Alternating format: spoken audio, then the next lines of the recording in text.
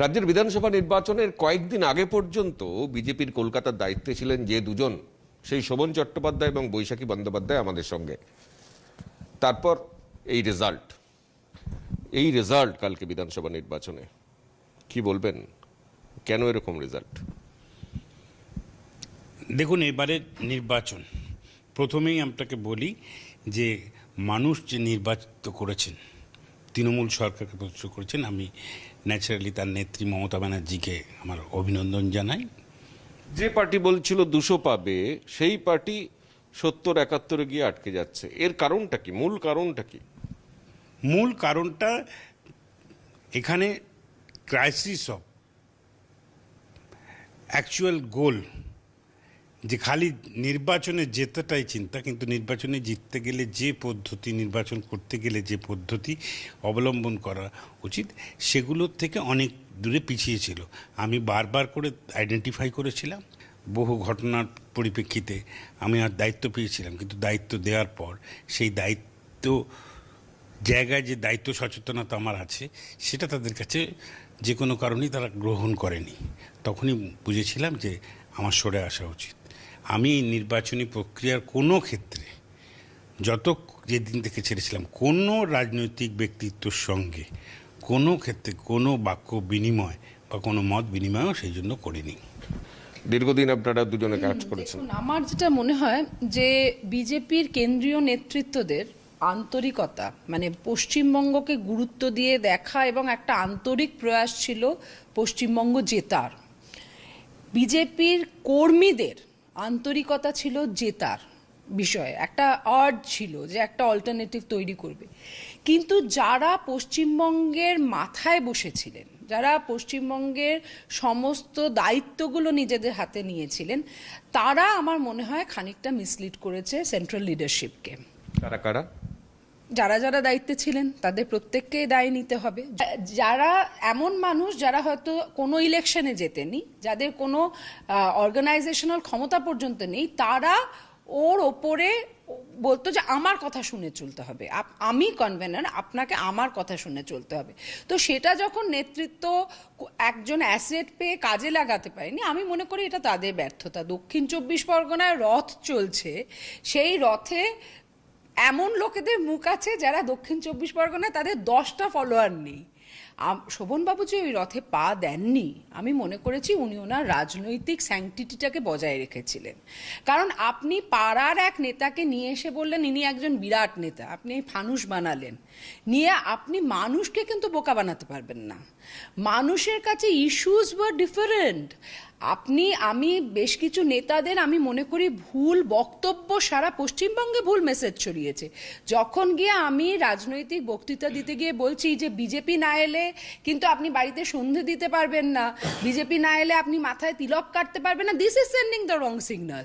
মানে মানুষের সমস্যার কথার বাইরে গিয়ে একটা আফিম খাওয়ানোর চেষ্টা করা হয়েছিল। মনে করা হয়েছিল যে এই কয়েকজন মানুষকে সামনে রেখেই আমরা তড়িপার করে দিতে পারবো।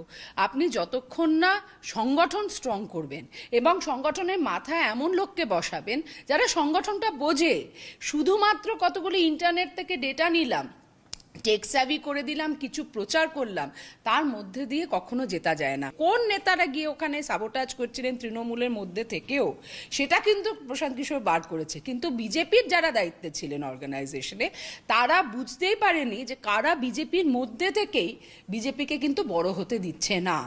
এবং আগামী দিনেও কিন্তু সেটা যদি ওনারা এখনো আত্ম অনুসন্ধান না করেন, তাহলে কিন্তু বিজেপির গ্রোথ বিজেপি নিজে নষ্ট করছে।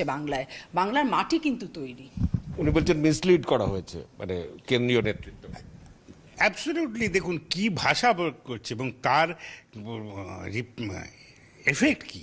মমতা বন্দ্যোপাধ্যায়কে বেগম বলে আখ্যা দেওয়া, ফুফা বলা, বা বিভিন্ন জায়গায় গিয়ে মমতা বন্দ্যোপাধ্যায় সম্বন্ধে এমন বাক্যোচ্চারণ, সেটা কিন্তু মানুষের মধ্যে অন্য এফেক্ট ফেলেছিল। দ্বিধায় বলতে পারি যে ও দল ছেড়ে যাওয়ার পরেও কিন্তু যখন দলের নেতাদের সঙ্গে আমাদের কোনো একটা জায়গায় দেখা হয়েছে, তিনি কিন্তু অকুণ্ঠ ভাষায় বলেছে যে শোভন, অন্যরা ছেড়ে চলে গেছে, দিদির অত দুঃখ নেই, কিন্তু তুই ছেড়ে চলে গেছিস, তাতে কিন্তু দিদির দুঃখ আছে। এবং আমি ব্যক্তিগতভাবেও জানি, আজকে আপনি ভাবুন না যে শোভনবাবুর বাড়িতে কালকেও একজন অজানা লোক ঢুকে আসার চেষ্টা করেছে। আজও কিন্তু পুলিশের প্রোটেকশন দিয়ে শোভনবাবুকে বড় বিপদ থেকে কিন্তু Mamata Bandyopadhyay as chief minister রক্ষা করেছেন। আমি মনে করি প্রশাসক হিসেবে উনি যে কাজটা করেছেন, আমি ওনার কাছে প্রচণ্ডভাবে কৃতজ্ঞ। কিন্তু বিজেপিতে উনি কাজ করা সত্ত্বেও, উনি প্রত্যন্ত গ্রামে যাওয়া সত্ত্বেও কখনো কিন্তু ওনাকে কেন্দ্রীয় সুরক্ষা দেওয়ার চেষ্টা করেনি বিজেপি নেতৃত্ব।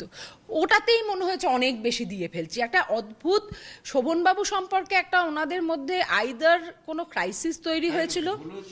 আমার মনে হচ্ছে যে শোভনবাবুর বিজেপিতে যাওয়াটা, মানে আমি সাপোর্ট করাটা, শোভনবাবুর এই ডিসিশনটা আমি নিজেকে ক্ষমা করতে পারি না। আমি বাধ্য হয়ে, এটা আমি আজকে সুযোগ পেলাম তাই বলছি। এবারে বিধানসভা নির্বাচনে নন্দীগ্রামের রেজাল্ট নিয়ে মমতা বন্দ্যোপাধ্যায় খোদ অভিযোগ করছেন যে সেখানে রেজাল্ট ম্যানিপুলেট করা হয়েছে।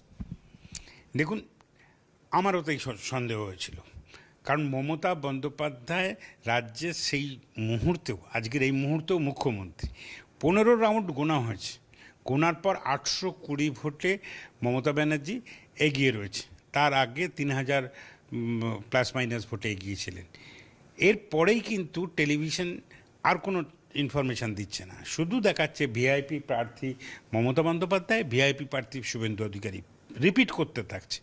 মাইনরিটি লক্ষ্য করেই তক্ষুনি যারা আমরা বসে দেখছিলাম, আমি বললাম যে ডেফিনেটলি সামথিং গোয়িং অন, কিছু একটা গণ্ডগোল ওখানে হচ্ছে, এবং দেখবে যে এর পুনর্গণনার দাবিও কিন্তু উঠতে পারে। আমি তখনই বলেছিলাম যে কখনোই এই কাউন্টিং প্রসেস আর ইলেকশন প্রসেসের মধ্যে যে ম্যানিপুলেশন হতে পারে, এটা সম্বন্ধে যে স্টেপস নেওয়ার দরকার ছিল, কোথাও একটা ল্যাপসেস থাকতে পারে। কারণ এইভাবে একদম কাউন্টিং টেবিল থেকে যখন আরও টেবিলে চলে যায়, এবং আরও টেবিল ছাড়া এএনআই এই ইনফরমেশান পাস আউট করলো, এই ইনফরমেশান ডিক্লেয়ার্ড হয়ে গেল, তারপরে এইভাবে কিন্তু নির্বাচনী ফলাফল উল্টে হতে পারে না। এই কনফিউশন কিন্তু থেকে যাবে। কিন্তু আমি আপনাকে তার থেকেও একটা জিনিস, আমার যেটা ভীষণ চোখে লেগেছে, যে মমতা বন্দ্যোপাধ্যায় সবার ইলেকশন সামলেছেন। মমতা বন্দ্যোপাধ্যায় একা যে লড়াই করেছেন কুর্নিশ করার মতো।